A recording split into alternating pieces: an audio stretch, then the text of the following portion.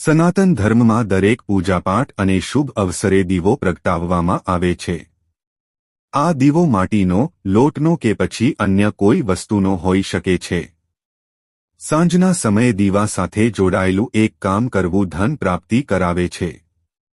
નમસ્કાર મિત્રો, સ્વાગત છે તમારું અમારી યુટ્યુબ ચેનલ ધાર્મિક વોઇસમાં. મિત્રો, ચેનલ પર નવા હોય તો અમારી ચેનલને લાઇક એન્ડ સબસ્ક્રાઇબ કરવાનું ભૂલતા નહીં. શ્રી બજરંગ બલી પરિવારને ખુશ રાખે. હિન્દુ ધર્મમાં પૂજાપાઠ અને શુભ અવસરે દીવો જરૂર પ્રગટાવવામાં આવે છે. દીવો પ્રગટાવવાથી જ પૂજા પૂર્ણ માનવામાં આવે છે. દીવો પ્રગટાવવાના ઘણા ફાયદા ધર્મથી લઈને જ્યોતિષ તથા વાસ્તુશાસ્ત્રમાં પણ જણાવવામાં આવ્યા છે. સંધ્યા ટાણે મુખ્ય દ્વાર પર મૂકી દો આ વસ્તુ, સુખ સમૃદ્ધિ સાથે હંમેશા ઘરમાં વાસ કરશે. માં લક્ષ્મી. દીવો પ્રગટાવવાથી અંધકાર દૂર થાય છે, નકારાત્મકતા દૂર થાય છે. અલગ અલગ દીવા પ્રગટાવવામાં આવે છે, જેમ કે સરસિયાના તેલનો દીવો, ચમેલીના તેલનો દીવો, ઘીનો દીવો વગેરે. આ જ રીતે દીવો માટી, લોટ કે તાંબા, પિત્તળ વગેરે વિભિન્ન ધાતુનો પણ હોય છે. જે રીતે દરેક અવસર માટે અલગ દીવો હોય છે, એવી જ રીતે અલગ અલગ દેવી દેવતાઓની પૂજામાં અલગ અલગ પ્રકારના દીવા પ્રગટાવવામાં આવે છે. દરેક દેવી દેવતા માટે અલગ પ્રકારનો દીવો. શનિદેવની પૂજામાં સરસિયાના તેલનો દીવો પ્રગટાવવો સર્વશ્રેષ્ઠ હોય છે. તેવી જ રીતે હનુમાનજી ચમેલીના તેલનો દીવો પ્રગટાવવાથી પ્રસન્ન થાય છે.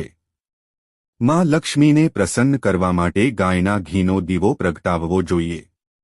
આ ઉપરાંત વાસ્તુશાસ્ત્ર અને જ્યોતિષમાં દીવા માટે કેટલાક ઉપાય પણ જણાવવામાં આવ્યા છે. આ ઉપાય ખૂબ જ કારગર છે અને ખૂબ જ લાભ આપે છે.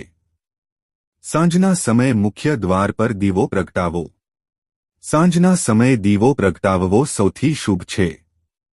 આ સમયમાં લક્ષ્મીના આગમનનો સમય હોય છે. તેથી ગોધૂલી બેલામાં ઘરના મુખ્ય દ્વાર પર દીવો પ્રગટાવવો જોઈએ. આવું કરવાથી ઘરમાં નકારાત્મક ઉર્જા નથી પ્રવેશતી. તેવામાં મુખ્ય દ્વાર પર ગાયના ઘીનો દીવો પ્રગટાવવાથી માં લક્ષ્મી પ્રસન્ન થાય છે અને ખૂબ ધનસંપત્તિ આપે છે. આ ઉપાય વ્યક્તિને ઝડપથી માલામાલ બનાવે છે. સાથે જ આવા ઘરમાં માં લક્ષ્મી હંમેશા વાસ કરે છે. સાંજના સમયે ઘરના મુખ્ય દ્વાર પર દીવો પ્રગટાવવા માટે સર્વશ્રેષ્ઠ સમય સાંજના 6 થી 8 વાગ્યાની વચ્ચે હોય છે. તુલસીના છોડ પાસે પણ દીવો પ્રગટાવો.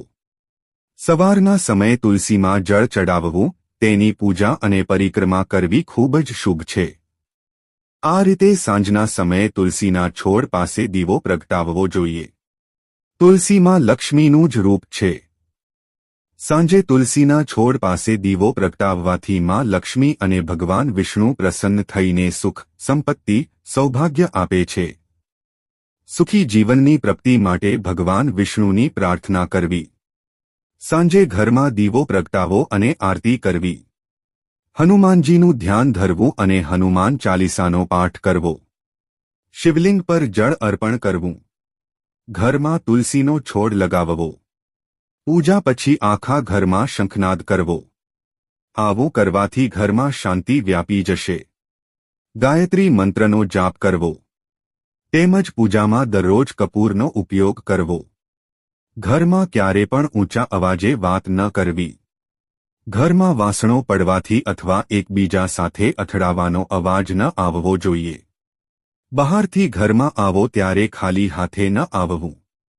સફેદ રંગની મીઠાઈ લઈને આવવું અને પરિવારની સાથે મળીને ખાવી. સપ્તાહમાં એકવાર મીઠાવાળા પાણીથી પોતા કરવા અને તેના પછી અગરબત્તી કરવી. શુક્રવારે પત્નીને અત્તર ભેટમાં આપવું.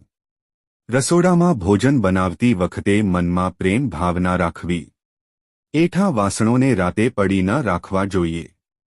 તેમજ ઘરમાં ક્યારે પણ કાંટાવાળા છોડ ન રાખવા જોઈએ.